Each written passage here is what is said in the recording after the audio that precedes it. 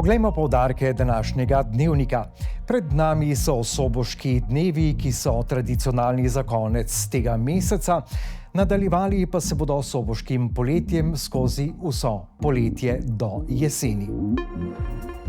V galeriji v Murski Soboti bodo odprli 3 nove razstave, ki sta jih predstavila direktor galerije Robert Inhof in kustodinja Irma Brodnjak-Firbas. V Soboškem parku obiskovalce vznemirjajo vrane.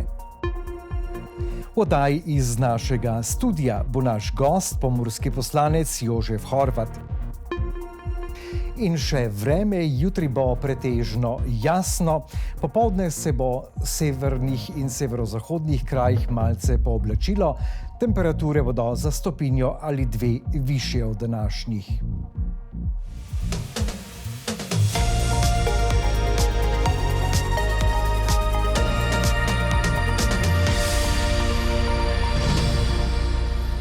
Spoštovane gledalke in gledalci, lepo pozdravljeni ob spremljanju današnjega Pomurskega dnevnika.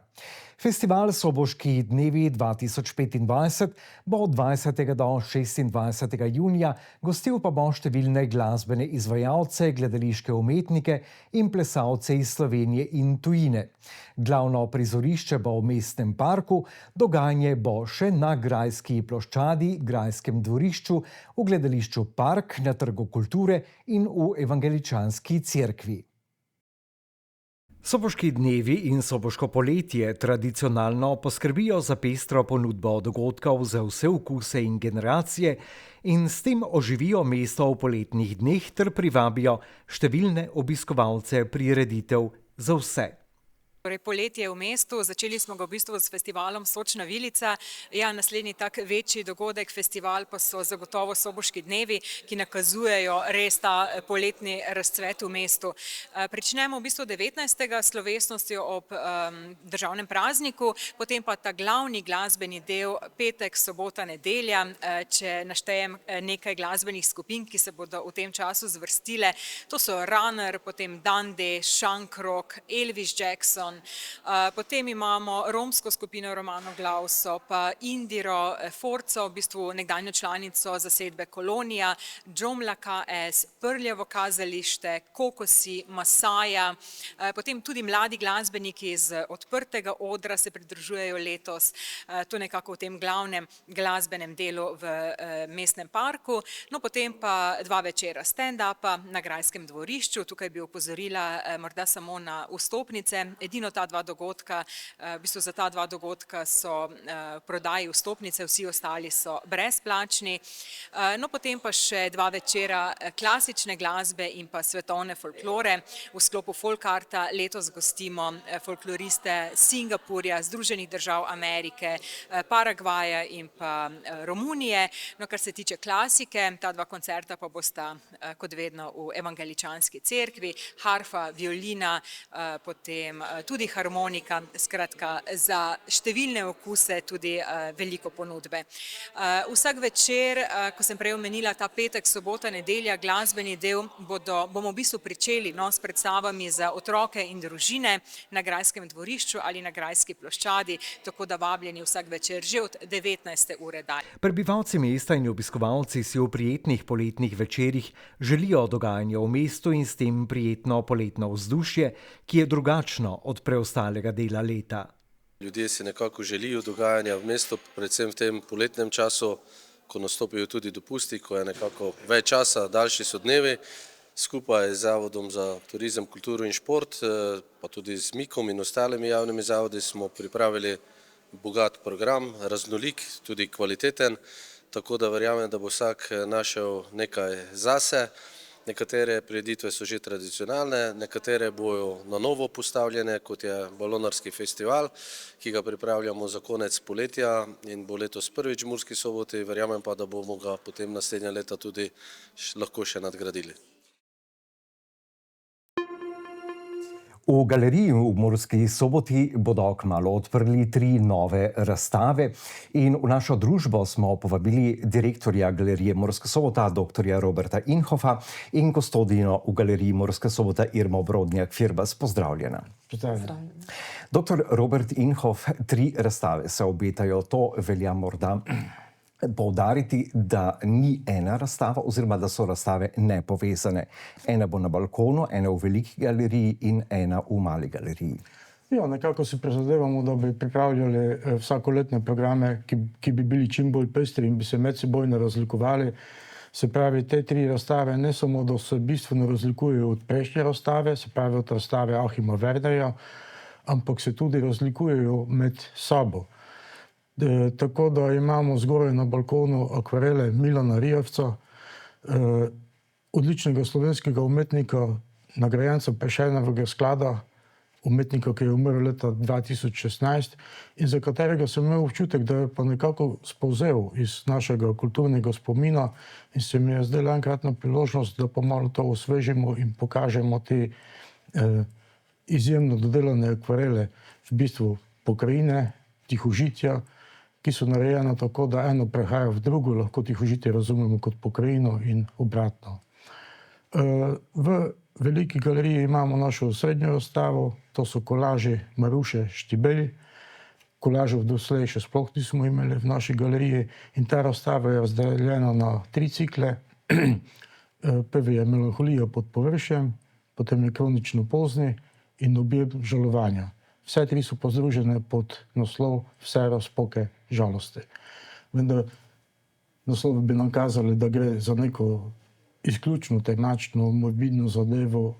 Ni samo to. Je en določen smisel, izraz smisla za humor, s katerim Maruša vse te melanholične zadeve zneutralizira. In nam pove, da ne nazadnje je melanholija tisto, kar je bistvo našega obstoja, kar nas v bistvu dela ljudi za ljudi in nam daje čas. Naš lastni oseben čas v vsej tej hektiki sodobnega življenja. Sicer pa res, da govori o svetu, ki je lahko lep, ki bi naj bil lep, pa ni. Ti kolaži se nam delujejo kot razbite ploskve, združene iz različnih različnosti. V mali galeriji pa imamo objekte Sanje Ajdišek, ki jih bo predstavila Irma. Tako, kajti sami ste tudi kustos Maruše Štibelj in Milana Rijavca. Sanje Ajdišek pa so, oziroma je naslov razstava Objekti in tukaj govoriva o keramiki oziroma o kiparski razstavi. Ja, tako. Sanja Ajdišek je kiparka, ki se je na Goričko preselila nekaj let nazaj skupaj s partnerjem, ki je pa slikar. In smo zelo veseli, da jo lahko predstavimo tudi v naši galeriji. Namreč predstavila se bo z skulpturami iz porcelana, kar je samo po sebi že redkost. In se mi zdi, da je res odlična priložnost in mogoče precej drugačna razstava bo, kot smo sicer vajeni kiparskih razstav. V kiparsko postavitev bo ob teh svojih nežnih, krhkih, bi rekla tudi s čipkasto teksturo označenih skulptur vključila tudi razstavne podstavke, ampak na zelo netipičen, zelo izviren način. Na kakšen bodo si seveda morali gledalci pogledati v živo. Bi pa rekla, da če se naveže morda na Roberta, na kolaže Maruše Štibelj, ko je omenjal razbite dele, tudi ona na nek način to krhkost porcelana, ki je zelo izmuzljiv material, ki se izmika nadzoru, ki velikokrat med samim procesom pečenja ali pa že pri rokovanju marsikaj se zlomi, okruši, poči v peči. Skratka, gre za zelo zahteven proces, ki tudi zahteva veliko potrpljenja. In pač umetnica je sprejela to, da marsikaj pač se zalomi, gre svojo pot in to je nekako objela tudi pri izrazni moči te razstavne postavitve. Kajti v osredje sporočilnosti te razstave postavi ranljivost, minljivost. In to ne kot neko šibkost, ampak če si jo priznamo, je lahko tudi to izraz moči, pristnosti. Kajti ta razstava nekako predstavlja tihi upor proti nadzoru, proti potrošništvu, proti instant, površnim odnosom. In pač odkriva to, kar se skriva za zidovi, za maskami, kar se mi zdi, da je zelo aktualno sporočilo, ne? Zelo aktualizira tako stanje v družbi in naravi. Povedali smo veliko o razstavah, najbolje bo, da si gledalke in gledalce seveda razstave pridejo ogledati. Zdaj pa k temu, v začetnem stavku smo rekli, da se bo čez nekaj dni oziroma v četrtek se bodo vse 3 razstave odprle. Ja, tako ob 5, ob 17. uri popoldan imamo še tiskovno konferenco, torej novinarsko konferenco, kjer bomo predstavili razstave in tudi umetnici bosta z nami na voljo za pogovor, za vprašanja. Ob 19. uri pa potem odprtje vseh 3 razstav, ki so torej res ločene enote v istem terminu, tako kot je že direktor povedal. Bomo pa seveda skušali že pripravljamo tudi obrazstavni program vodstva. Poletna muzejska noč se bliža 21. junija, tako da že takrat bo prvo vodstvo po razstavi, ne? Tako da vabimo, da se v četrtek najpozneje ob 19. zberemo v galeriji in si vse 3 razstave tudi ogledamo. Vama, dr. Robert Inhof in Irma Brodnjak-Firbas, pa najlepša hvala za obisk v studiu. Hvala za povabilo. Hvala. V mestnem parku v Murski Soboti obiskovalce v času gnezdenja motijo vrane, ki so inteligentne in najbolj iznajdljive ptice. Mestna občina Murska Sobota je prejela kar nekaj prijav, v katerih uporabniki parka opozarjajo na moteče vedenje ptic, tudi zaradi lastne varnosti. Vzrok za vedenje je gnezditveno obdobje vran, nekatere vrste vran so tudi zavarovane živali. Kot kaže primer kmeta iz Podravja, pa je zaradi škode, ki jo povzročijo vrane, od države mogoče tudi iztožiti škodo. V Murskosoboškem mestnem parku smo med sprehajalkami poizvedovali, če so vrane res moteče. Pa ja, ker jih je preveč. Pa mlade so imeli, pa dol vse, pokakajo se, ne. Tako niti iti ne smeš tu, ne. Tako ti vse ogibam, koliko se le da. Anici je prijateljica razložila, da so jo vrane tudi fizično napadle. Ka gospa nikaj drugo ne napravila, prijela je mladička, nekaj videla, kaj dol spadno, pa gor djala na vejo. Te pa je gotovo bilo. S problematiko so seznanjeni tudi v mestni občini Murska Sobota. Nekaj občanov je poslalo pismo oziroma dopisa na mestno občino Murska Sobota v zvezi z problematiko vrane, ne. Te pač povzročajo v tem času onesnaženja oziroma tudi zaradi gnezdanja so precej glasne in povzročajo hrupa, ne. Z dostimi ljudmi se pogovarjamo o tem in ali nekaj bi trebalo narediti na tem, ali vsaj te to počistiti, ali malo, ker preveč so se razmnožile. Na mestni občini imajo sicer zaradi zaščite vran v precejšnji meri zvezane roke pri ukrepanju. Ker so vrane zaščitena vrsta, v tem času, ko one gnezdi, jih pač ne vznemirjamo preveč, ne, da se v tega dela parka izogibamo. Sprehajalci, s katerimi smo se uspeli pogovarjati, menijo, da je treba naravo zaščititi in ji dati prostor, a vseeno naj bo človek na prvem mestu. Zadnja leta opažam, da tudi ni veveric več, ni več račjih mladičev. Letos jih sploh nisem opazila, da bi bili. Tudi ljudje ne vipajo več eni iti v park. Jaz bi rekla, da malo so moteče, zagotovo, že zaradi iztrebkov, zaradi zvoka, drugače pa ne vem. Ostalih ptičev tukaj v tem delu parka sploh ni.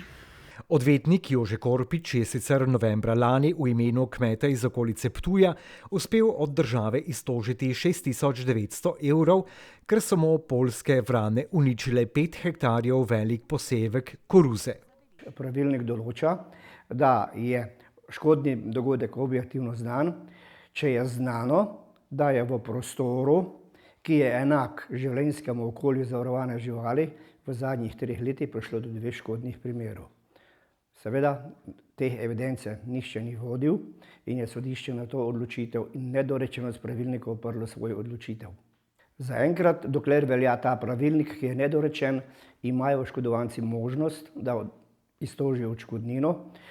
Odvetnik je uspel celo prepričati sodišče, da kmetu ni bilo treba zaščititi njive s strašili, ker ni vedel, da bi lahko na njegovi njivi vrane povzročile takšno škodo. V oddaji iz našega studia bo naš gost, pomurski poslanec Jožef Horvat. Ponujamo vam vpogled izsek iz pogovora. Celoten pogovor si boste na naši televiziji lahko ogledali danes ob 20:15. Kdor hitro da, dvakrat da. Kdor pozno da, pravzaprav ne da. Se vidimo, kakšne izkušnje imajo ljudje, ki so v poplavah izgubili svoje domove in nekateri še danes ne vejo, kje bo njihov dom. Jaz sem takoj po tej katastrofi še istega dne poklical vse 3 župane 3 najbolj prizadetih občin. Pa še nekaj, lanskega 15. maja je odbor za kmetijstvo imel terensko sejo v Puconcih, ker je kolega Damjan Zrim pripravil gradivo za protitočno obrambo. Sklep je bil soglasno sprejet.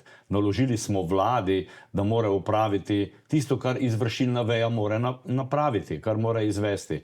Jaz sem pa pripravil za to sejo gradivo za namakanje iz reke Mure, prav tako sklep sprejet soglasno. Na tem področju, na obeh področjih se praktično kaj dosti do danes še ni zgodilo.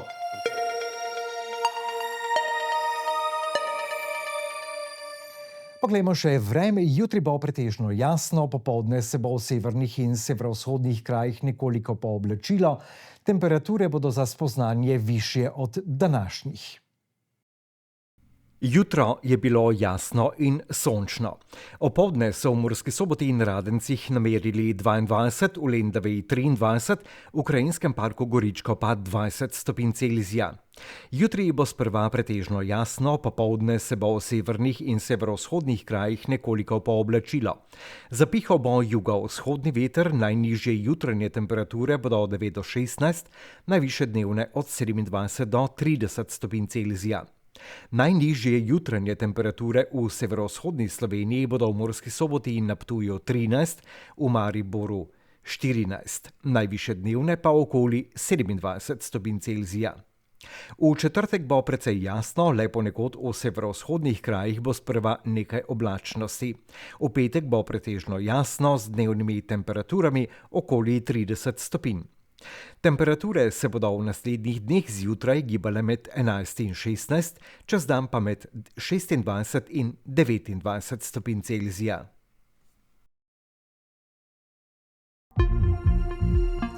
To je bilo vse za danes, kar smo vam pripravili v naši osrednji informativni oddaji.